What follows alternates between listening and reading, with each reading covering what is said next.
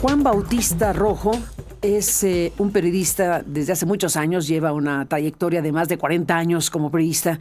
Es egresado de la Facultad de Ciencias Políticas y Sociales, de la cual yo también soy egresada de la UNAM. Fue consejero estudiantil, fue alumno de Manuel Buendía Telles Girón, este periodista que estamos hoy recordando con motivo de que mañana será un aniversario más de su asesinato, un artero asesinato ocurrido en 1984 que marcó sin duda pues muchas cosas. Estamos en el centenario de este nacimiento de Manuel Buendía y va a ser muy importante hablar con Juan, además de su propia trayectoria y además de que fue alumno de Manuel Buendía durante 2 años. Juan Bautista estuvo en la oficina de Manuel Buendía un día antes de que lo asesinaran, arteramente ahí cerca de su oficina en Paseo de la Reforma en la Ciudad de México. Hay que decir que Juan Bautista pues es un periodista reconocido, ha recibido 3 premios nacionales de periodismo, ha recibido pues importantes reconocimientos por su trayectoria y su trabajo. Y pues hay que decir que es un periodista que ha trabajado cosas como el asesinato, desaparición y robo de los bienes de Nelly Campobello. Los trabajos de Juan Bautista sobre Nelly Campobello son muy importantes. Ha recibido pues reconocimientos por ello, por ese tema y por otros. Te agradezco, Juan, que podamos conversar contigo esta mañana en el marco de este centenario y en el marco del aniversario del asesinato de Manuel Buendía. ¿Qué podemos decir de todo esto en un momento como este 2026? Bienvenido, Juan. Gracias por estar aquí. Gracias, Carmen. En realidad es un orgullo, un homenaje al maestro que también toquemos estos temas, porque Manuel Buendía es un referente del periodismo mexicano, del periodismo moderno, y no se podría entender el periodismo de investigación de una manera seria, ética, de gran trascendencia, develando los oscuros sótanos del poder, como también aclarar a los públicos, como lo decía el maestro, dónde están parados, qué está sucediendo.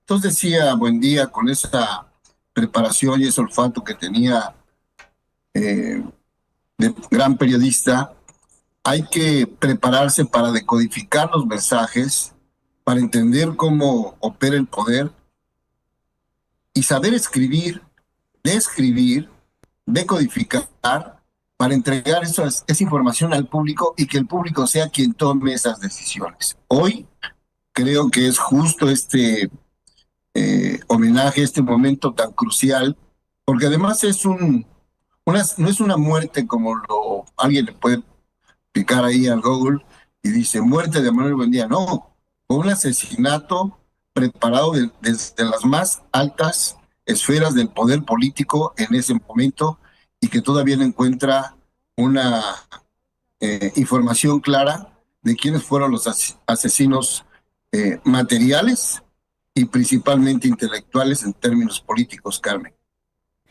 Ni más ni menos, Juan Bautista, estamos en un momento donde recordar a Buendía es recordar muchas cosas y efectivamente es un caso el suyo que mañana se va a conmemorar, que llevó al maestro, a otro gran maestro, Miguel Ángel Granados Chapa, a investigar esto que después se convirtió en libro.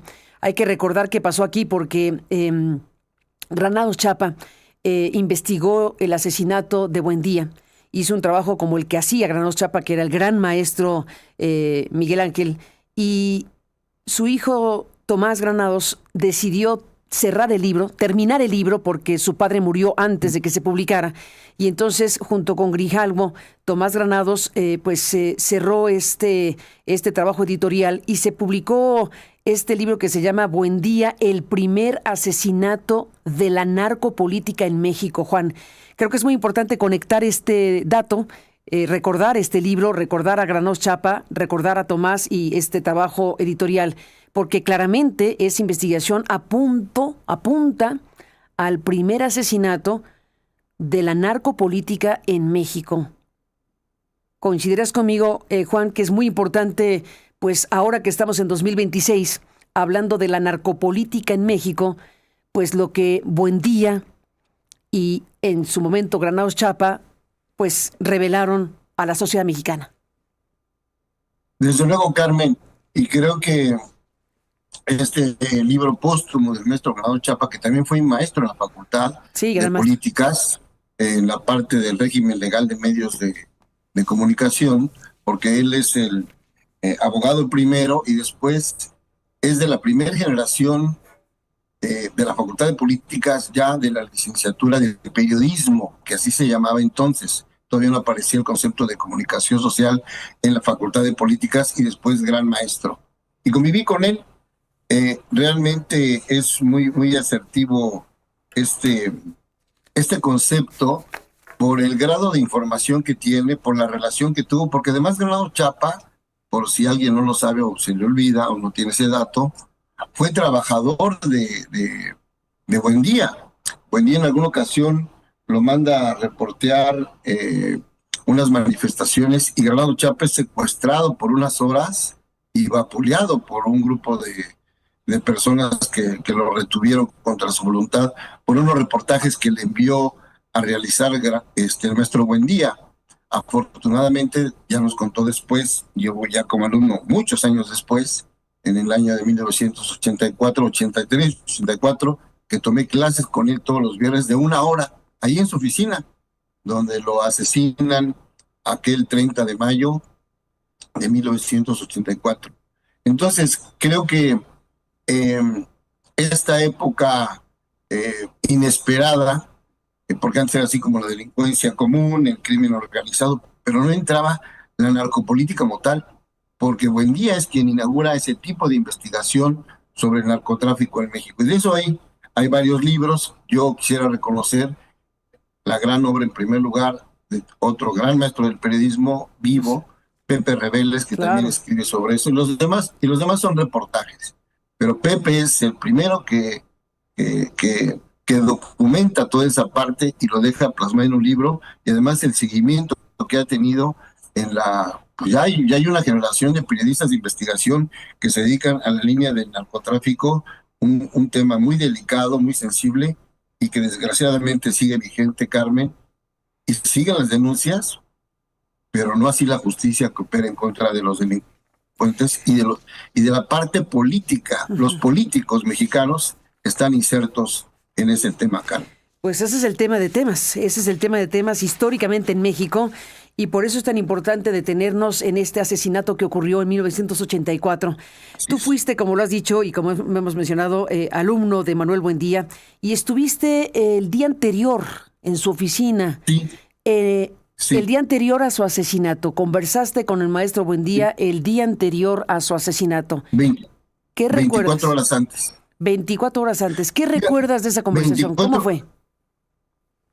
mira, rápido. El maestro aceptaba solamente cada año a 5 o 6 alumnos y decía que no iba a estar perdiendo el tiempo en ir hasta la facultad, porque además no le dejaban cargar su pistola. Él entra a la Facultad de Políticas como asistente del maestro Fernando Benítez, que fue mi maestro de géneros periodísticos. Pero un día llega el maestro Buendía a la clase, ya como, no como el titular, como el suplente de Benítez, y llega con la pistola, la pone en la mesa, ahí en la parte 2 de una de las aulas de la Facultad de Políticas, donde estábamos ahí muy cerquita de las islas, a uno de la Facultad de Economía, y los alumnos se asustaron. Entonces lo fueron y lo acusaron hasta con el rector. Entonces le dijeron, oiga, usted no puede venir armado aquí, dices que yo tengo que venir armado por mi seguridad. Y entonces ya habló Fernando Benítez, porque eso me lo cuenta Fernando Benítez en una entrevista ya personal, que le dice, oiga, don Manuel, usted no puede venir armado aquí ¿A la a la facultad? facultad, o como entraban o como cuando entraban los diputados al Congreso allá por 1929-30, todavía con las pistolas al cinto. Y dice, entonces ya me retiro. Dice, no, porque usted tiene que cumplir esa misión. Yo quiero que usted siga enseñando a los jóvenes, porque si no esto se va a perder. Y en una de esas ya no lo veo, porque ellos bromeaban mucho. Entonces dice Buendía, bueno, lo que voy a hacer es que voy a mandar cada semestre una convocatoria y voy a hacer un examen a los que se presenten. Y solamente voy a aceptar de 4 a 5. Entonces yo soy de esos estudiantes privilegiados, de los que, pues creo que soy el último que queda, Carmen, en periodismo, porque los demás o ya desertaron o los otros se dedicaron a ser funcionarios y policías. con todo el debido respeto y distancia lo digo. Entonces, esa primer camada de 7 colegas se va, lo que es 82, 83, y yo todavía me quedo con él hasta los 84, pero ocurre algo muy importante. Dice, buen día, bueno, ya no quiero que vengan a visitarme porque ya les di toda la materia de géneros, yo le propuse la comunicación social, la dio y dice, ya no quiero verlos.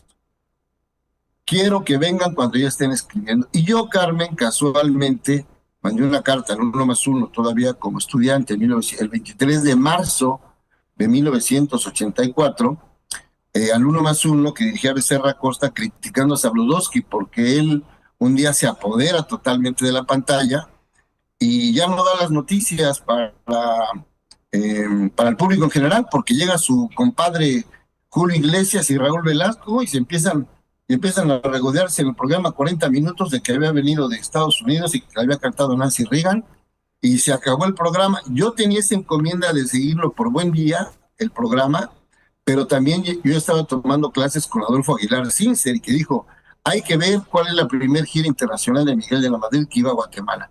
Y no hubo noticias, entonces yo mando esa carta publicada el 23 de marzo de 1984 en 1+1 en correspondencia, y Manuel Becerra Costa, don Manuel, me manda a llamar y me invita a ser colaborador. Entonces ingreso directamente al periodismo.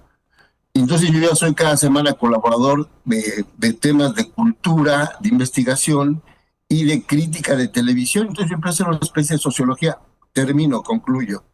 Cuando yo voy a ver el maestro, yo estoy siguiendo el reportaje. Fíjense bien nada más, auditorio, porque la censura en ese momento era de otro tamaño, de otro calibre y había seguimiento. Rosario Ibarra de Piedra se estaba lanzando como candidata a la presidencia de la República por el Partido de los Trabajadores. Era el programa número 33 que le correspondía por la LOPE, la ley de los partidos políticos y acceso a la radio y la televisión, era el número 33. Entonces a mí me informan que ese programa está siendo como censurado y que no aparece. Entonces yo voy a las oficinas de gobernación, me dicen que ahí no me pueden dar información, voy a las oficinas donde está la sección de los materiales y resulta que la DFS había llegado horas antes. Yo fui por ahí del mediodía, había llegado muy temprano la DFS y saqueó todo el archivo mismo de la Secretaría de Gobernación y se robó ese cassette para el máster, que era un máster de 3/4, hay que recordar, de esos libros grandes tipo El Capital, ¿no? Para que me entienda la gente, y se robaron el máster. Entonces, para que no pasara ese reportaje, yo voy a la Secretaría de Gobernación con esos datos, con esas fotos que ya tenía, con esa grabación, y me entrevisto con Elías Calles, y Elías Calles intenta sobornarme, que era el subsecretario. ¿Cómo? Y me dice, aquí no te vamos a dar información, y mejor si quieres te damos un dinero y te caes la boca. Le dije, pues yo no vengo a eso, yo vengo por información, y si no me lo van a dar, me voy. Así. Entonces yo salgo de la Secretaría de Gobernación, que estaba muy cerca de la oficina del maestro, entonces yo veo al cielo, Carmen, así unas nubes grises, pero yo decía, se tiene que abrir un rayo de luz para que me indique para dónde voy, qué hacer con todo esto. Un reportaje del tamaño de esa censura, con un funcionario amenazándome, casi corriéndome, y es más, me dijo, todos los de tu medio cobran, incluido tu director. Bueno, yo no sé en qué sentido hayan cobrado o cómo estaban esos arreglos, pero eso fue lo que me grita y yo alcanzo a salir de ahí. Entonces no me queda otra más que ir a tocarle la puerta sin hablarle por teléfono al maestro. Ya habían pasado 4 meses de que nos había corrido porque dijo, ya ustedes son una especie como de fósiles, váyanse y quiero que estén practicando el proyecto. Cuando yo llego le digo, me abre la puerta, toco, son las 4:15 del día anterior, del día 29 de mayo, y casualmente está, buen día, entonces me abre la puerta, no estaba Luis Soto, ni Juan Bautista Ortiz, que él es el asistente, un colega muy jovencito que era ayudante del maestro, y me dice, Pollo, ¿qué estás haciendo? Le digo, maestro, ya publico el 1+1, y me acaba de pasar esto, pásale. Y me recibe en su oficina, ahí donde están las grabaciones, donde él siempre está como con... Él no fumaba puro, él fumaba cigarros Benson, en ese momento ya, de esos verdes largos. Y me dice, cuéntame qué está pasando. Le explico todo lo que acaba de ocurrir, que ya estoy en el 1+1 y que voy a hacerlo, que lo voy a escribir como reportaje, y me da indicaciones de cómo hacerlo, porque me dice una cosa, Carmen. El periodista tiene, tú lo sabes, Juan, me dice, el periodista tiene que saber dirigirse al público, pero tiene que comportarse para que no lo maten. Por menos de esto te andan desapareciendo, pollo. Entonces él me da unas claves de cómo redactar el tema, cómo enfrentar las cosas, me da la estructura y yo salgo de ahí con la luz en la mano. Me despido de él y al otro día que yo ya trabajaba en el COSNET, que era el Consejo Nacional para la Educación de la Tecnología, Ciencia y la Tecnología de la SEP, en Pino Suárez, me quedé a ver con unos amigos en una cantina, Carmen, con Rodolfo Martínez, que era también egresado de la facultad, y con Fernando González Domínguez, que era un dirigente también estudiantil de la UAM en ese momento. Y estando en la cantina nos enteramos del asesinato del maestro. Entonces yo lo que hago es querer ir a asistir, ver dónde estaba el maestro. Termino con esto. Ya son pues ya nos enteramos casi fue una transmisión en vivo, porque llegaron las cámaras luego de televisión, que extrañamente Zorrilla Pérez, que era su compadre, o al menos así se decía, con Buen Día, y era que también le proporcionaba información. En alguna ocasión yo llegué a escuchar eso de manera confidencial, hoy no creo que esté revelando nada contrario a eso. Había una relación profesional. Él lo traiciona por órdenes superiores. Él es el que instrumenta, en mi opinión, él es el que instrumenta toda esa ruta de cómo ejecutar a quien cariñosamente decían compadres, aunque no lo fueran. Entonces yo asisto a la morgue ya, y en el momento que sale el doctor, que ya son como las 7, 8 de la noche, con el reporte de una puerta de la morgue ahí en el búnker, suben al auditorio para... Pues ahí estaba Riva Palacio, ahí estaba Roberto Roca, ahí estaba Reveles, ahí estaba todo el periodismo reunido del país, sobre todo la parte policíaca. Suben con el doctor, que sale con una bata blanca manchada de sangre y el reporte en unas hojas blancas. Suben. Yo trabajaba en ese momento también, Carmen, para la televisión, para Virgilio Caballero como reportero en Canal 11, en el programa de Canal Futuro. Y entonces yo no tenía urgencia pues de pasar la nota, porque mi programa era cada semana, la conductora Ethel Kraus y el director general era Virgilio Caballero. Y yo lo que hago en ese asunto de me han arrebatado la vida de mi maestro, yo abro una puerta donde salió el doctor y me meto y cierro. Y era la morgue. Y llego hasta el cadáver de Buen Día. Entonces, mientras todos estaban arriba viendo ¿Cómo? el reporte, yo estoy observando el cadáver del maestro abierto a la mitad del pecho, ya sin la parte craneal, y entro en shock.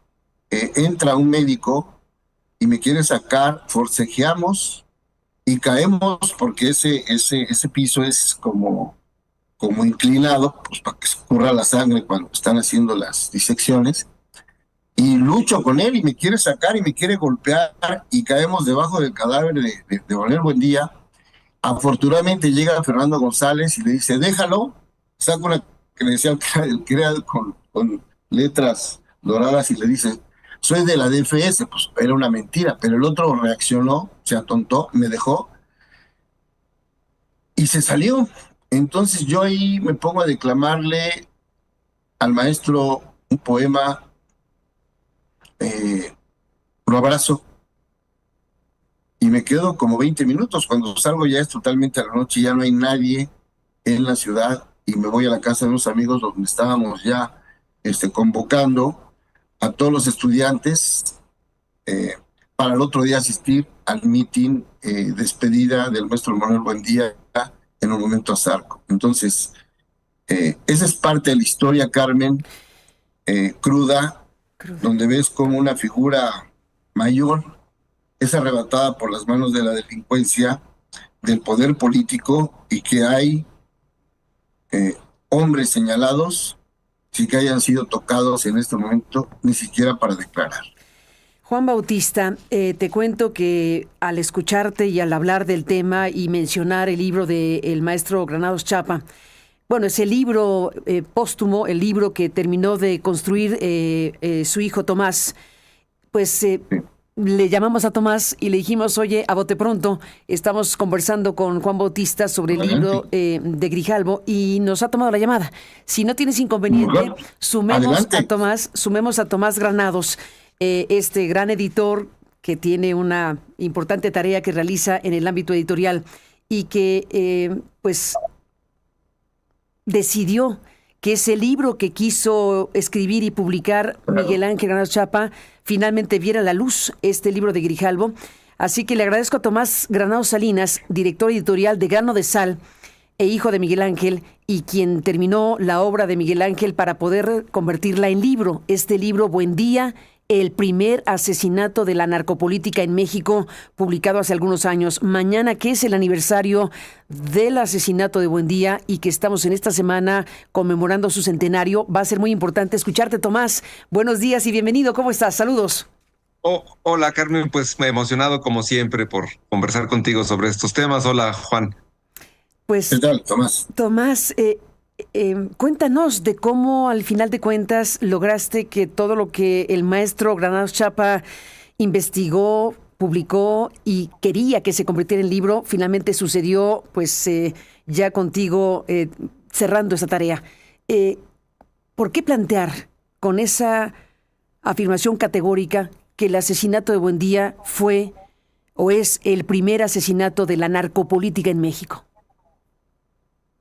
Lo primero que conviene recordar es que mi padre, cuando murió, digamos, murió trabajando, ¿no? Eso creo que lo recordamos todos. Su columna final de unos días previos a su fallecimiento, pues dan cuenta de ese compromiso, digamos, con su oficio.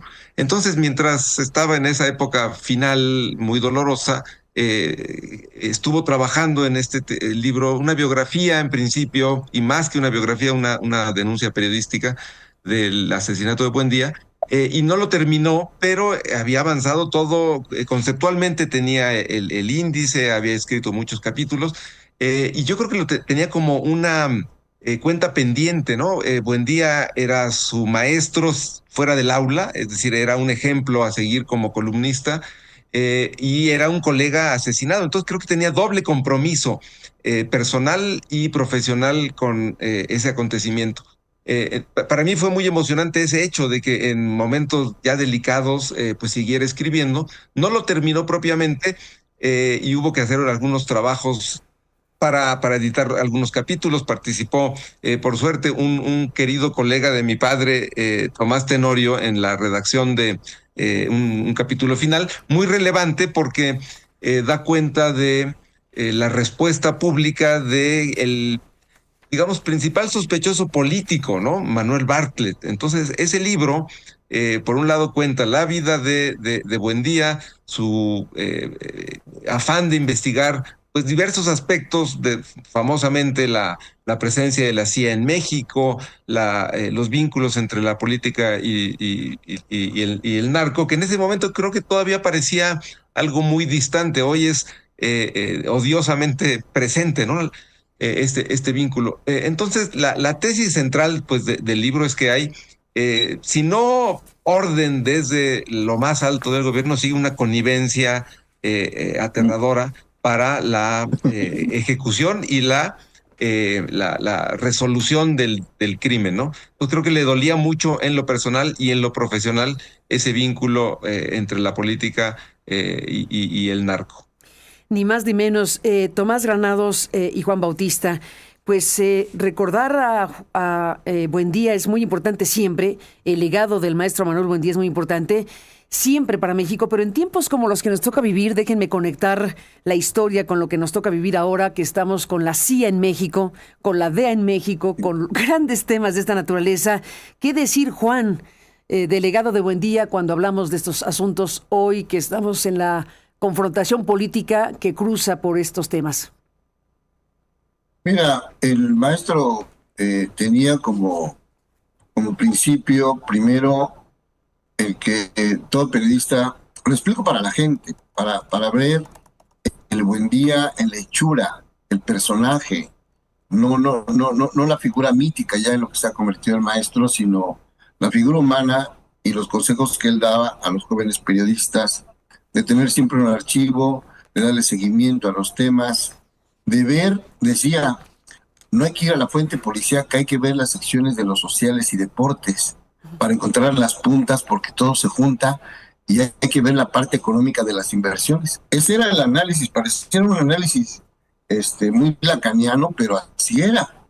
No el tradicional análisis, psicoanálisis freudiano en el periodismo, que además no existe, pero bajo la escala de la estructura y, y realizar los ejercicios y sobre todo comprobarlo. Entonces, ¿qué tenemos hoy? Hoy tenemos que Buendía inaugura un método de investigación científico-social eh, y que es vigente para desmantelar las entrañas del poder y ver a lo lejos quién puede estar involucrado y siempre con datos muy importantes. Yo creo, Carmen, que es momento de hablar en los breves minutos que tengamos, de señalar al autor intelectual del crimen que no se ha hecho público, no se sabe de las investigaciones, aparte de que hubo un fiscal, y que hay un punto ciego en todo esto. Hay que recordar que el asesinato es en 1984 y la detención de Zorrilla se da 5 años después. ¿Qué pasó en todo ese tiempo? ¿Quién lo ocultó? ¿Quién hizo qué? Entonces, hay una sospecha, hay un encubrimiento por parte del Estado, primero para mandar a este señor como candidato a diputado por Hidalgo, la tierra Zorrilla. también del maestro Granado Chapa, que lo empiezan a denunciar varios, entre ellos rebeldes y también el maestro Granado Chapa y Sergio Aguayo en ese momento. Y después este hombre huye a España y ya regresa, pero no es que la justicia cuando ya entra a Salinas se haya aplicado sola, no. Aquí hay un detalle, nosotros pertenecíamos, yo ya desde muy jovencito, desde los 24 años, a la Unión de Periodistas Democráticos que había fundado Renato Leduc y Luis Suárez y otra playa de más de 1,000 periodistas. Y cuando llega a la dirección Eduardo Valle, después del maestro Jorge Meléndez, del cual fui yo un colaborador muy asiduo, con gran respeto y en paz descanse, En paz descanse. ganamos las elecciones porque Jorge nos apoya y Joel Ortega Juárez y Eduardo Musaquio y Carlos Monsiváis y una generación muy importante nos apoyan para llegar a la dirección. Y en ese momento, lo voy a decir como un detalle que pasó por una narración, el contrincante era Raimundo Riva Palacio. Riva Palacio, una semana antes de las elecciones, es comprado por Carlos Salinas de Gortari y lo nombra director de Notimex. Y sale de la escena y entra Abraham García Ibarra, un periodista del día, contra el equipo de Eduardo Valle como secretario general, yo como secretario de organización, yo muy jovencito, y abajo una playa de periodistas importantísimos, como era Eduardo de Champs, Ted Gil, y bueno, Gerardo Galarza en su momento también, toda la parte de la izquierda del periodismo identificado en esa convocatoria y ganamos la elección. Bueno, Eduardo Valle es quien propone con ese activismo y esa mente tan lúcida que tenía tipo revueltas, porque además estuvo en la cárcel como líder del 68 y había sido diputado ya por el PMT. Valle dice, vamos a demandar que se reabra el caso, pero a través de la Cámara de Diputados y la Cámara de Senadores. Ese documento se redacta en mi casa, en División del Norte y Xicoténcal. Yo recuerdo que mi hija tenía, creo que 1 año y medio. Ahí redactamos el documento, se presenta y es por eso que se reabre. Y es por eso que no es que porque Salinas de Gortari de repente haya dicho, vamos a hacer justicia ahora, no, porque había toda una presión de injusticia. Y todos esos 5 años del punto ciego, periodistas de la izquierda, habíamos hecho plantones, incluido cada 30 de mayo, a propuesta de Elías Chávez, entonces un excelente reportero de la revista Proceso.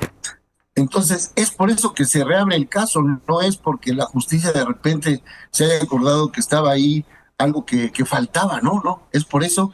Y en esa negociación, Carmen, quiero decirte, bueno, en esta propuesta se reabre el caso, y es que traen de vuelta a Zorrilla para detenerlo 5 años después, y es por eso que empieza el juicio para su sentencia, pero es por la demanda judicial que interpone como persona física y moral, porque era dirigente de la OPD, Eduardo Valle Espinosa de los Monteros, con tu servidor, y presentamos eso en la Cámara de Diputados, y llega la detención de Zorrilla Pérez ese 13 de junio, y va Morales Lechuga, que es el procurador, porque él se apoltrona en una casa con una escopeta, y ahí quiere apuntarles a los policías que ya van por él, y llega Morales Lechuga y le dice: compadre, soy yo, no me dispares. Entra y hacen una negociación y sale para ser detenido. Entonces, no sabemos qué acuerdos llegaron con esa negociación, porque nunca se le decomisaron los bienes, se le redujo la condena después de 25 años. Hoy Zorrilla Pérez está vivo, cumplió una condena, vive, entiendo que allá por la carretera Toluca, en paz. Y yo incluso lo busqué hace año y medio. Primero me dijo que sí se iba a tomar el café, y de repente me canceló, ya no hubo mayor oportunidad. Y los libros que hay sobre él, sobre la investigación, creo que todavía se quedan cortos, pero lo más importante, Carmen, es que creo que el expediente tendría que reabrirse y señalar que el que tiene que declarar en esta investigación por asunto ético y moral histórico es el señor Manuel Bartlett Díaz. Pues, ¿qué dices, Tomás Granados, ahora que estamos revisando, recordando aquel asesinato de Buendía, los grandes pendientes de la justicia mexicana?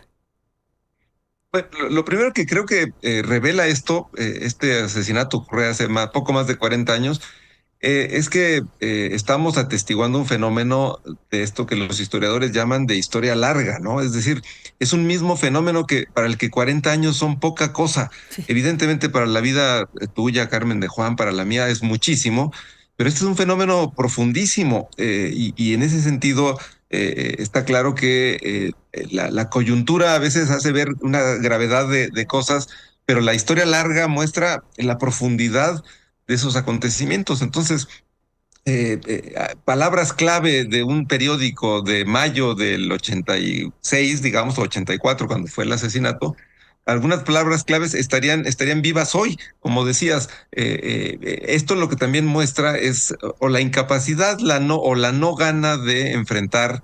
Primero, quizá como sociedad debemos reconocer que nuestro Estado nunca ha sido un Estado muy potente, ¿no? Quizá es fácil cuando uno ve al Ejército, hoy a la Guardia Nacional, cuando uno ve la capacidad de acción de un presidente, del Congreso, etcétera, uno dice: oye, aquí hay un Estado, pero lo cierto es que o no quiere o realmente no puede, o una mezcla de ambas, enfrentar problemas como ese. Y por eso desde hace esos 40 y muchos años, la mirada inquisitiva, insolente de la CIA, de la DEA, pues han estado mirando México. Entonces, allí hay un motivo, por supuesto, para la indignación, para el recuerdo, pues no nostálgico, sino combativo de gente como Manuel Buendía, pero también este llamado a la autocrítica sobre la capacidad de construir espacios, de fortalecer al Estado, pues para que actúe y sea lo que creo que como ciudadanos esperamos, ¿no?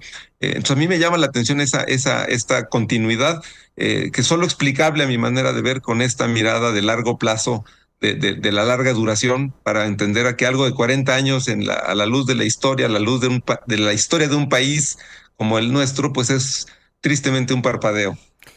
Tristemente un parpadeo, tal como lo dices. Y bueno, pues me gustaría despedirme de la conversación. Tenemos otros asuntos más adelante en el programa, pero me quiero despedir de esta conversación agradeciéndote mucho, Tomás, que nos tomaste la llamada al vuelo. Te buscamos de bote pronto porque al hablar del libro que pues es el libro de tu padre, el libro póstumo de tu padre, como lo has explicado, es también una suerte de homenaje doble, desde luego a la memoria de Buendía, que se están conmemorando en esta semana sus 100 años de nacimiento y mañana se conmemoran estos años de su asesinato. Y por supuesto también sumar a este homenaje pues a la figura de Granados Chapa, que como bien lo dice el propio libro y tú mismo lo recuerdas, Miguel Ángel dedicó hasta el último momento de su vida a trabajar. Y dentro de las cosas que estaban en su prioridad estaba el caso Buendía, y trabajó los últimos meses de manera muy fuerte para que ese libro se lograra publicar. La vida no le alcanzó para cerrarlo él mismo, pero tuvo un hijo, tuvo una editorial, tuvo un amigo, tuvo un compañero, tuvo gente que se dedicó en ese tramo de la historia a cerrar, a agregar los elementos que no alcanzó a colocar Miguel Ángel, pero el libro está ahí y es un homenaje a la metodología, al talento, a la tenacidad de Granados Chapa, que sabía perfectamente la importancia que tendría un libro como este, que a su vez se convierte en un homenaje del maestro al maestro. Un homenaje a una figura como la de Buendía, a 100 años de su nacimiento. Es muy importante pues subrayar que aquí hubo un asesinato, que aquí hubo quien ordenó matar a un periodista que investigaba, a un periodista que publicó cosas muy fuertes y a un periodista que tenía entre sus archivos y entre sus manos cosas que impactarían de la forma en que Juan Bautista y Tomás Granados están analizando en esta mañana. Así que les pido a los dos cerrar con alguna idea de las muchas que han dejado, pero una idea que nos quieran compartir, pues en este marco, en donde estamos hablando de periodismo, estamos hablando de la tragedia de perder a un periodista como Buendía y de la impunidad que al final de cuentas ha prevalecido a lo largo del tiempo, independientemente de lo que ocurrió con Zorrilla, pues está aquí el gran asunto que tiene que ver con el título del libro de Granados Chapa, el primer asesinato de la narcopolítica. Y con lo que han dicho los dos, pues nos queda muy claro que estamos frente a momentos de la historia sumamente importantes de este largo continuum que al final de cuentas narra Tomás, esto que parece que fue un suspiro, parece que es un suspiro, son muchos años, pero para efectos de México, hoy por hoy, nos seguimos enfrentando a una realidad que tiene que ver con este terrible cruce entre el narco y la política, el terrible cruce entre el crimen organizado y los que técnicamente representan a la sociedad a través de la política. El primer asesinato de la narcopolítica en México, mañana se conmemorará la muerte de Buendía. Y le pido a Tomás Granados y le pido a Juan Bautista una última reflexión. Tomás, ¿qué me dices para cerrar? De entrada, un poco un pequeño, una invitación al auditorio, un fragmento, un texto derivado del libro.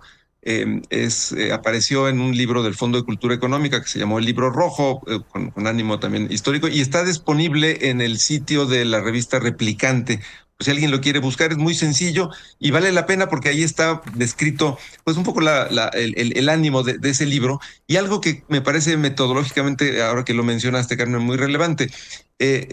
Miguel Ángel entrevistó, no en persona porque ya no estaba en condiciones, pero sí por escrito a Bartlett. Bartlett le mandó, parte de lo más interesante del libro es que, así como Juan decía, que se requiere su presencia pues ante las instancias jurídicas, por lo pronto ya la hubo frente a un periodista que quería defender pues la causa jurídica en torno a Buendía. Entonces, ahí se reproducen en el libro publicado por Grijalvo y en este fragmento que te digo que aparece en la revista Replicante, partes de las respuestas de Bartlett. Sobra decir que si un talento tiene Bartlett, es el de ser un anfibio en varios sentidos, en vivir en varios medios a la vez. y tener la piel como la de varios anfibios. Cuando uno cree agarrarlo, se escabulle. Pero me parece que al menos esa capacidad de enfrentarlo, cuestionarlo que en su momento tuvo Miguel Ángel, pues no solo a él quizá también es un símbolo, ¿no? Es decir, tiene responsabilidad personal, pero refleja lo que ocurría en el sistema, por decirlo de alguna manera. Entonces creo que ahí hay un asunto importante. Que básicamente la contracara de la impunidad es exigir el rendimiento de cuentas. Y ese no se acaba nunca. Quizá no va a ocurrir en vida de varios de los personajes, pero como sociedad debemos exigir cuentas, ya sea con castigo judicial cuando sea necesario, y si no, al menos con la investigación periodística e histórica, que finalmente hay un tribunal de la memoria que también al que hay que prestarle atención. Sin duda, Tomás Granados, un abrazo y gracias por estar aquí. Juan Bautista, ¿con qué te despides?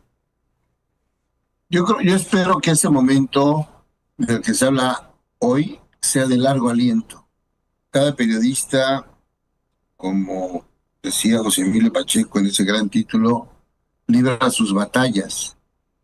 Granado Chapa contra los caciques de Hidalgo, que creo que fue una situación tan delicada, donde invirtió parte de su energía al final de su vida, es en contra de la impunidad, acompañado de Sergio Aguayo, una demanda por más de 10 años. Entonces, por estar atacando, denunciando al poder político caciquil, que eso se sigue reproduciendo en otra forma. No podemos, como decía Benítez, deshacernos de la cuestión antropológica ancestral, del dominio político y económico, porque hoy ha mutado. Seguimos teniendo caciques en la política, en la economía y en lo cultural. Pero tiene que haber periodistas que prendan la mecha y que insistan. Yo creo que somos parte de esa generación que se resiste a morir, entre ellos tú, Carmen, con todo. Además fuiste mi jefa por 6 años, lo cual te agradezco porque contribuyes a mi seriedad en el periodismo y en mi investigación. Yo espero que este momento sea de largo aliento y que vean en la figura de Manuel Buendía una bandera importante por las libertades, donde se suma una playa de periodistas, que no voy a mencionar ahora, pero Buendía es eso. Buendía es, lo decía otro periodista tipo Renato Leduc, es nuestro cabrón, es nuestro periodista, es nuestro héroe. Así es el periodismo, y se enfrentó y así murió. Yo espero que este aliento de homenaje perdure y que las nuevas generaciones que hoy están discerniendo entre leer y utilizar el celular y Alexa, sea más prudente, sea más medido, se metan a investigar las entrañas de las venas del poder, y donde vean algo mal parado, como decía Buendía, la nota está debajo de la piedra, pero nadie la ve. Es lo que decía el maestro. Y solamente ya por último, Carmen, primero agradecer a Tomás Granados su disposición a ayudarme para publicar el prólogo de Nelly Campobello, esta otra gran escritora de la Revolución, el Fondo de Cultura Económica, él siendo todavía coordinador editorial. Se republica el prólogo de otra desaparición y otro asesinato, porque fue asesinato, no fue desaparición, de la maestra Nelly Campobello. Y decir por último que el reportaje, el documental que hay en Netflix sobre el maestro Manuel Buendía, hay que tomarlos con pinzas. Yo creo que es un fraude, y porque entrevistan a uno de los primeros policías 13 ocasiones, que es Jorge Carrillo Lea,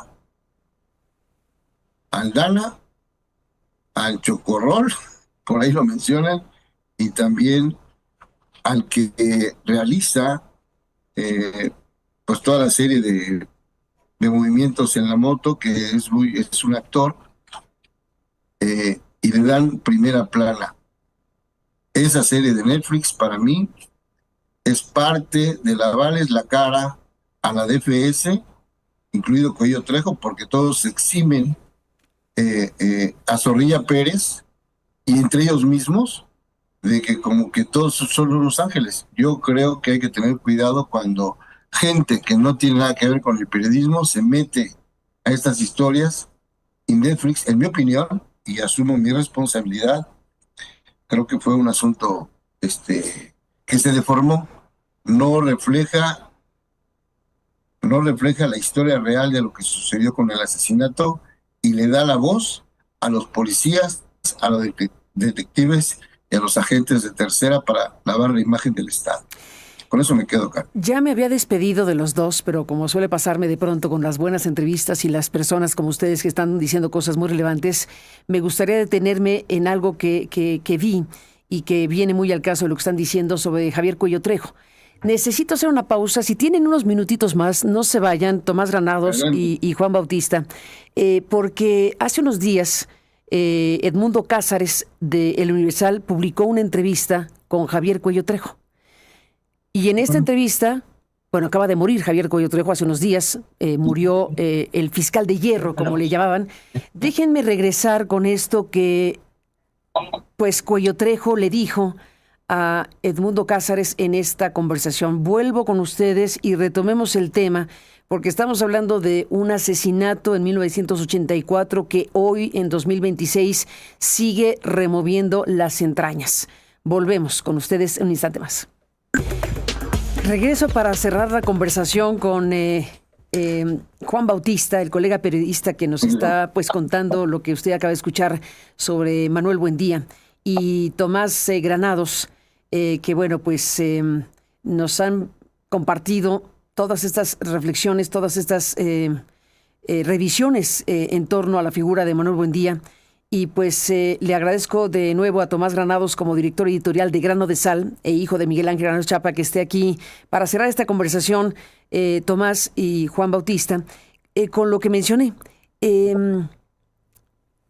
Se publicó hace unos días en el diario El Universal esta entrevista que sostuvo Edmundo Cázares con Javier Cuello Trejo.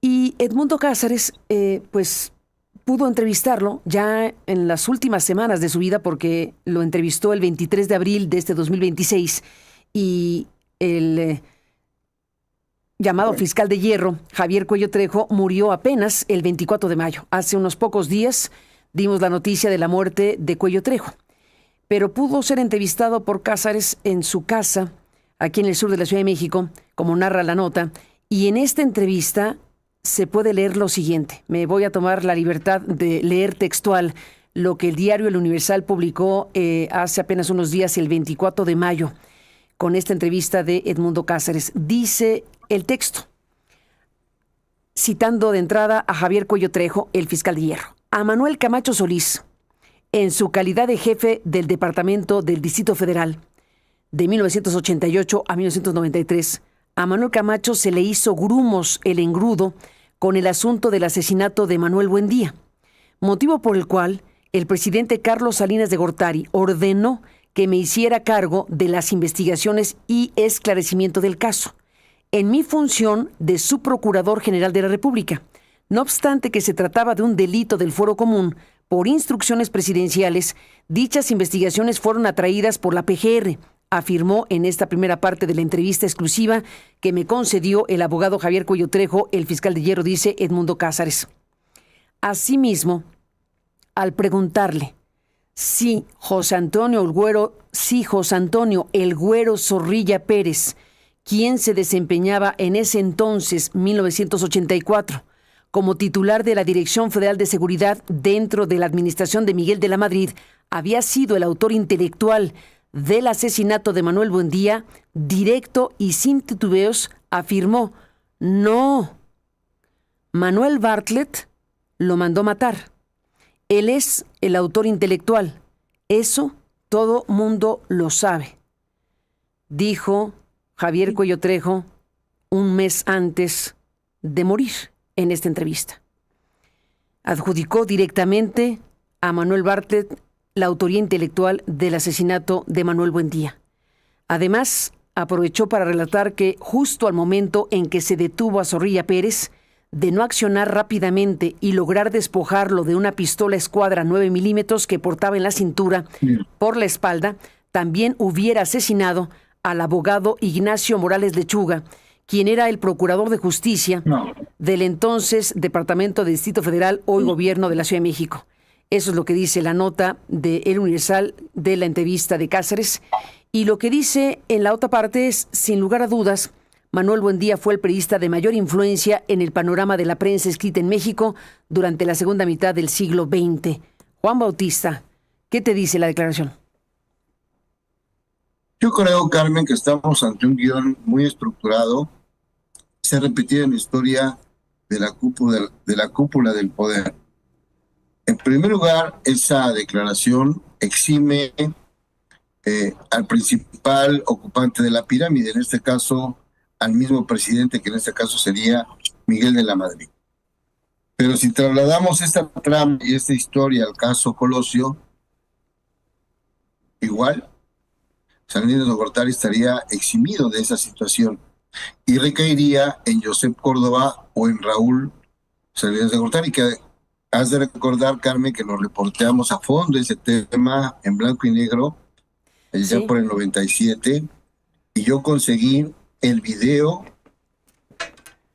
después del meeting, que no se conocía 2 años después, lo pasamos en blanco y negro en exclusiva, donde se ve el estudio de movimientos donde asesinan a Colosio. Después viene la parte intelectual y hasta ahí llegaron. Entonces yo creo que es un elemento distractor, primero para exculpar a los tlatoanes de la pirámide, que en este caso sería Miguel de la Madrid, pero basta con un cerrar de ojos, con un asentamiento, un consentimiento, cuando un consejero le está exponiendo que hay un peligro. Alguien tiene que asumir esa responsabilidad. Las 3 investigaciones que se abrieron, tanto del Excelsior como de periodistas independientes y del fiscal Miguel Ángel García, señalaban a Bartlett. ¿Y quién era el subordinado de Bartlett? Pues Zorrilla. Pero ¿quién lo exculpa en los últimos momentos de su vida, desde el principio y al final de su vida? El mismo Cuello Trejo dice, yo sé que él es inocente porque yo lo entrevisté. Pues yo no voy a confiar en la palabra de un policía, y menos de esa calaña. Entonces creo que aquí hay un juego de poderes con los medios, igual que Jorge Carrillo Lea, que aparece 13 ocasiones en este documental de Netflix, donde aparece como el ángel buena onda, que es amigo de Buendía y que llega y se confiesa. No creo. No, este Zorrilla era un hombre muy bueno. Desde luego que póstumo están tratando de lavar su imagen, y yo creo que Carrillo Lea debiera también ser citado en términos morales o periodísticos, porque en legales está muy complicado, declarar que realmente sabía. Él fue subsecretario de Gobernación de 82-86, el mismo periodo que se aventó el mismo Zorrilla Pérez al frente de la DFS después del asesinato de Buendía. Por la acción que cometemos y accionamos, entre ellos Jorge Meléndez, Rogelio Hernández, Elías Chávez y varios más, y principalmente Eduardo Valle, se reabre la investigación 5 años más, y por eso es llevado a los juzgados. Lo digo en un minuto. Yo estaba en la casa de Valle ya en ese momento, cuando llega la policía ministerial en carros tipo Jetta o Taurus, verdes, color verde olivo, se bajan, toca la casa ahí en la colonia del periodista donde vivía Valle, rentando un cuarto, porque pues ya era una especie de ciudadano independiente lejos de su familia, y estamos ahí redactando la declaración, cuando llegan y nos dicen, se meten y les dicen, es que queremos venir por ti. Entonces Valle le abre la puerta, Eduardo Valle trae una calibre 38 que la deja en la mesa y me dice, ocúltala, y yo me la pongo en el asiento donde estoy sentado, me pongo la pistola atrás, hay una botella de Bacardí ahí, y le dicen, estamos dispuestos a entregarte a Zorrilla, pero la mierda no va a subir más. aquí se va a quedar todo. Y si tú insistes en eso, va a desaparecer toda tu familia y todo lo demás. Y se van, toman su jet ahí, se van. Estamos ahí en la colonia del periodista, por donde vivía Renato Leduc, que lo entrevisté en el 87. Valle sale asustadísimo, impactado, corriendo, porque era viernes, a la redacción de Proceso y escribe la nota, que sale toda esa nota en el libro del segundo disparo, y ahí me cita como testigo, no porque fuera un actor principal, pero me cita como testigo para decir, esto fue lo que pasó. O sea, sí les vamos a entregar a Zorrilla, pero no avancen más. Con eso me quedo, Carmen. Con esto te quedas. Gracias, Juan Bautista. Seguiremos hablando y gracias por estar aquí. Gracias, Juan. Gracias, Tomás Granados. ¿Con qué cerrarías un breve comentario, Tomás? ¿Qué dices? Bueno, yo me temo que, digamos, jurídicamente va a ser imposible averiguar más y quizá condenar al posible autor intelectual, pero pues queda esta otra vía histórica, periodística, que es la que intentó Miguel Ángel. Aquí también ocurre con un asesinato de la magnitud del de Buendía, un poco lo que pasa en esta famosa novela de Agatha Christie, El asesinato en el Orient Express, en el que hay mucho, si le recuerdo, la idea es que muere una persona, pero parece haber muchas intervenciones para matarlo. Es decir, muchos beneficiarios, muchas personas interesadas en que muriera. La magia de la novela es que todos lo intentan el mismo día y por eso todos son culpables y nadie. Y un poco lo que ocurre con Buendía es que más allá del autor material, había varios que hubieran querido que muriera Buendía. Y quizá eso va a ser imposible, como digo, que haya un procesamiento judicial. Pero lo importante es que no deje de señalarse el carácter camaleónico, pues, de esta persona que por lo menos responsabilidad política tuvo, ¿no? Que es Manuel Bartlett. Hoy, por suerte, yo creo que solo por la fuerza de los años retirado, pero que ha sido una presencia oscura en las últimas décadas de nuestro país. Un poco para insistir en invitar a la gente a que lea directamente el trabajo de Miguel Ángel. En el texto que aparece en la revista Replicante, cito simplemente una pequeña frase del propio Bartlett, que son las respuestas que dio por escrito al cuestionamiento que le hacía Miguel Ángel para este libro. Entonces dice cosas como esta: esta supuesta defensa de Zorrilla que se me atribuye, afirmada años después de haber sido condenado por el asesinato de Buendía, además de conveniente lavado de manos, tiene el efecto de señalarme como protector de un torvo personaje que terminaría en asesino, lo que Carrillo presentía. Este tipo de acusaciones se manejaron por el grupo de Salinas cuando competimos por la presidencia de la República. Casualmente nunca se mencionó en los numerosos comentarios de prensa sobre el caso Zorrilla responsabilidad alguna de su inmediato superior, Carrillo, ni siquiera la paternidad de Gutiérrez Barrios. En fin, para Bartlett, esta coyuntura se reduce a un pleito entre dos aspirantes a la presidencia, cuando está claro que tiene un alcance mucho más elevado, ¿no? Entonces, pues, simplemente quiero terminar con esta idea. Creo que en muchos casos de la vida pública, las vías judiciales, el mundo de las leyes es un universo paralelo al que difícilmente se puede acceder, pero ahí la opinión pública se construye de preferencia con investigación sólida. Yo creo que esta disposición de Miguel Ángel a entrevistar a Bartlett para el libro muestra ese carácter de una investigación sólida, pero es el pequeño tribunal al que tenemos acceso. Creo que hay que sentarnos ahí como testigos, como parte del jurado, para no dejar que quede en impunidad, al menos en una entidad cada vez más vaga que es el prestigio. Entonces, pues yo te agradezco mucho, Carmen, la oportunidad de recordar estas coyunturas, mostrar esta larga duración de algunos fenómenos en nuestro país y lamentar la existencia de protagonistas también de larga duración, ¿no? Pues ahí está Tomás Granados Salinas, te mando un fuerte abrazo, gracias por estar aquí, un fuerte abrazo para ti. Gracias a ambos. Gracias. Juan Bautista, gracias, colega, por estar aquí, te mandamos un abrazo. Pues cerrando este mayo, Juan, cerrando este mes de mayo 2026, estamos en este año en donde se conmemora el centenario del nacimiento del maestro Manuel Buendía, y mañana se cumplirán 42 años de su asesinato. Gracias, Juan. Un abrazo y hasta la próxima. Gracias por estar aquí. Volvemos.